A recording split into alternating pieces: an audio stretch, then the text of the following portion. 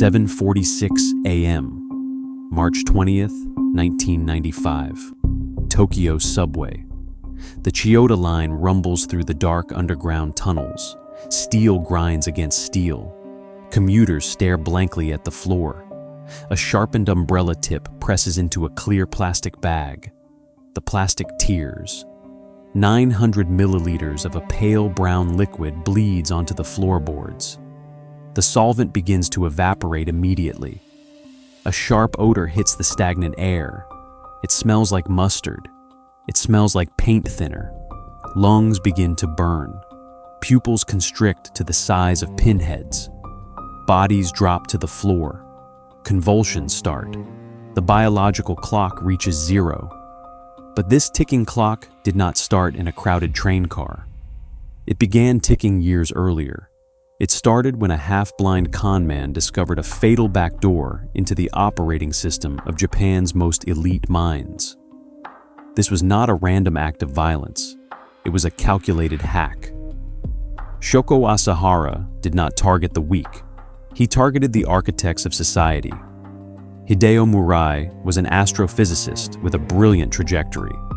Masami Tsuchiya held a doctorate in organic chemistry. Seiichi Endo was a leading expert in virology. These were men of science. They demanded empirical evidence. They lived by the strict laws of the scientific method. Yet they ended up kneeling on the floor before a man who claimed to levitate on a magazine cover. The paradox is sickening. The system thought high intelligence was an impenetrable shield against manipulation. The system was entirely wrong. The Japanese educational machine created flawless processors of information. It demanded absolute perfection. It punished any failure. It left a massive psychological void. The elite were exhausted. They were isolated.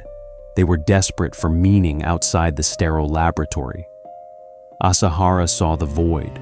He offered a decompression chamber. It started with simple stretching, breathing exercises, a temporary escape from the crushing weight of academic expectations. Then the protocol rapidly escalated. The quiet yoga studios transformed into underground psychological black sites.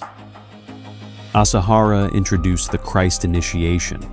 It was a clinical code name for massive doses of LSD. He combined potent hallucinogens with extreme sensory deprivation. The top-tier scientists were placed in isolation cells. Complete darkness. No sound, no sense of time. Sleep was restricted to exactly 2 hours a day. Diets were reduced to boiled root vegetables and tepid water. The human brain cannot sustain logical reasoning under extreme physical starvation. The cognitive firewalls began to fail. Hallucinations became reality. Asahara became the absolute truth. They drank his dirty bathwater. They consumed small vials of his blood. They surrendered their life savings. They surrendered their families. They surrendered their entire intellect. The hacking was completely successful. The astrophysicists and virologists were now obedient lines of malicious code. They were moved to a remote compound, Kamikuishiki, a desolate village located directly at the foot of Mount Fuji. They called it Satyan 7. From the outside, it looked like a random cluster of cheap corrugated metal warehouses. Inside, it was a massive shadow weapons factory. The air was thick with toxic chemical fumes. The men who once wore pristine white lab coats at top-tier universities now worked in absolute squalor. They wore crude gas masks. They built makeshift ventilation shafts out of cheap PVC pipes. They were not studying the stars anymore. They were synthesizing deadly sarin gas. They were brewing raw anthrax in giant metal vats. They were engineering remote-controlled drones to disperse biological agents over major metropolitan cities. The atmosphere inside Satyan 7 was pure, suffocating paranoia. Every shadow held a potential spy. Every quiet whisper was considered treason. Asahara installed a regime of absolute terror. Doubt was treated as a dangerous virus. The cure was immediate physical agony. A single moment of hesitation resulted in weeks of solitary confinement. A questioning glance earned a bucket of boiling water poured directly over bare skin. The scientists built an industrial microwave incinerator. It was not meant for garbage. It was built specifically for the bodies of members who tried to defect. The ash was quietly scattered in a nearby mountain lake. The brilliant minds easily justified the horror. Asahara had successfully installed a brand new ethical framework into their brains. Murder was no longer considered a crime. It was pure salvation. Killing a person prevented them from accumulating bad karma. It was called Pyo, the ultimate act of mercy. The elite doctors of science became the cold mechanics of the apocalypse. They worked around the clock without rest. The large chemical reactors hummed loudly. Glass beakers bubbled with highly toxic precursors. The sharp smell of phosphorus trichloride permanently permeated their clothes. They were actively building a doomsday device. They truly believed they were initiating a global spiritual purification. They were actually just assembling the violent vanity project of a madman. Asahara desperately wanted to trigger World War III. He wanted to rule over the radioactive ashes. The scientists calculated the explosive yield. They optimized the chemical toxicity. They solved the complex engineering bottlenecks. They applied their immense genius solely to mass murder. They created a highly efficient, self-sustaining ecosystem of death. The local police were completely blind to the threat. The national intelligence agencies were looking the other way. The system simply could not comprehend that a registered religious organization was buying metric tons of restricted industrial chemicals. Freedom of religion served as the ultimate camouflage. The legal shield of faith perfectly protected the laboratory of terror. The system allowed Goliath to be blinded by a simple technicality. The scientists knew the authorities were highly incompetent. It fueled their dark arrogance. They felt completely untouchable. They tested their new weapons with absolute impunity. They experimented with VX nerve gas directly on the streets of Osaka. They targeted a specific lawyer investigating the cult. They sprayed the invisible poison directly on his neck. He died in extreme agony. The police filed it as a mysterious sudden cardiac arrest. The scientists watched the evening news and laughed. Their product worked perfectly. The system was entirely broken. The final countdown accelerated. The production quotas drastically increased. The chemical reactors at Satyan 7 were pushed far beyond their safe limits. The equipment was rapidly corroding. The pipes leaked. The toxic gas seeped directly into the main workspace. The scientists were actively poisoning themselves. They had to constantly inject atropine just to survive their own brutal shifts. They were trapped inside a chemical nightmare of their own design. There was absolutely no exit strategy. The only way out was to finish the ultimate weapon. They were no longer men of science. They were just biological components of the factory. Their minds were entirely consumed by the formula for the end of the world. June 1994. The Shadow Factory required a live operational test, a prototype weapon run before the main event. They targeted the quiet city of Matsumoto. The scientists modified a standard refrigerated delivery truck. They rigged the cargo bay with a crude but highly effective custom dispersal fan and a heating unit. Under the cover of total darkness, they released a massive concentrated cloud of vaporized sarin gas directly into a sleeping residential neighborhood. The physical results were horrifyingly immediate. 7 people died instantly in their beds.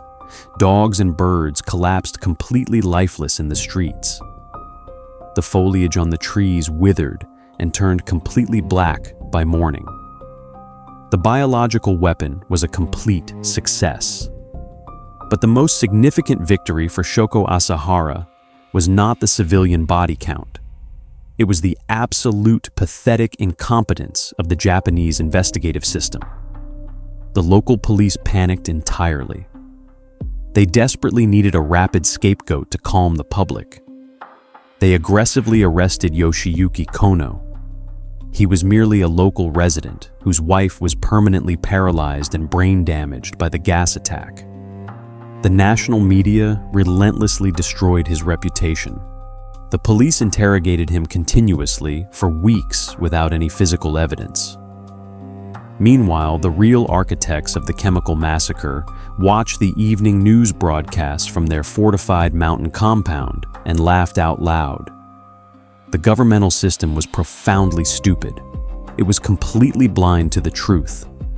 This catastrophic failure of justice perfectly validated Asahara's core psychological doctrine. The outside world was weak and easily manipulated. His elite inner circle of scientists was completely untouchable. The daily production quotas at the Satyan 7 facility immediately skyrocketed. The scientists now worked in an unbroken state of toxic delirium. The crude chemical containment systems began actively failing.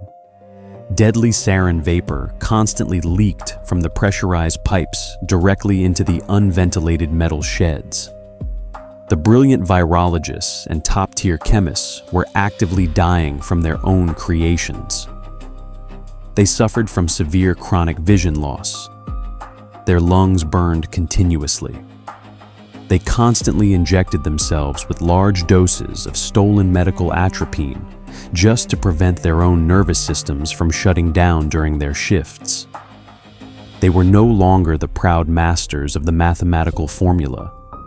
The chemical formula was now consuming them entirely. Severe paranoia infected every single interaction inside the compound. Asahara claimed he possessed the ability to read their minds remotely. Any silent hesitation or micro-expression of doubt was immediately punished with extreme physical violence. The psychological trap was permanently locked from the inside. March 1995. The illusion of absolute safety finally shattered. Critical intelligence leaked. The Japanese authorities were quietly massing heavily armed police forces for a massive dawn raid on the Kamikuishiki compound. Asahara panicked. He desperately needed a catastrophic diversion. He ordered a preemptive decapitation strike against the Tokyo Metropolitan Transit System.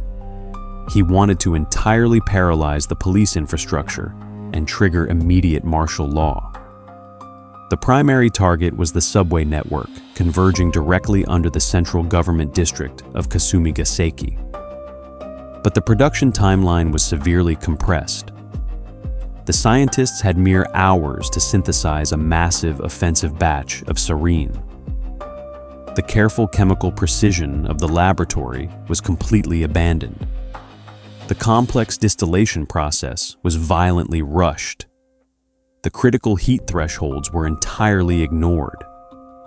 The final product was not the highly refined, invisible, odorless weapon of a perfect military laboratory.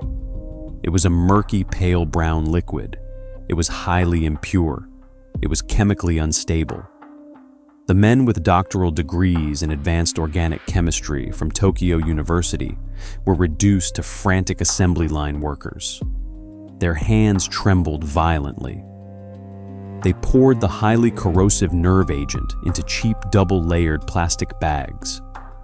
They sealed the toxic bags with standard household heat sealers purchased from a local hardware store. The massive operation was entirely unhinged. The sophisticated biochemical warfare program ended with terrified cult members carrying leaky plastic bags of liquid poison hidden inside rolled-up morning newspapers.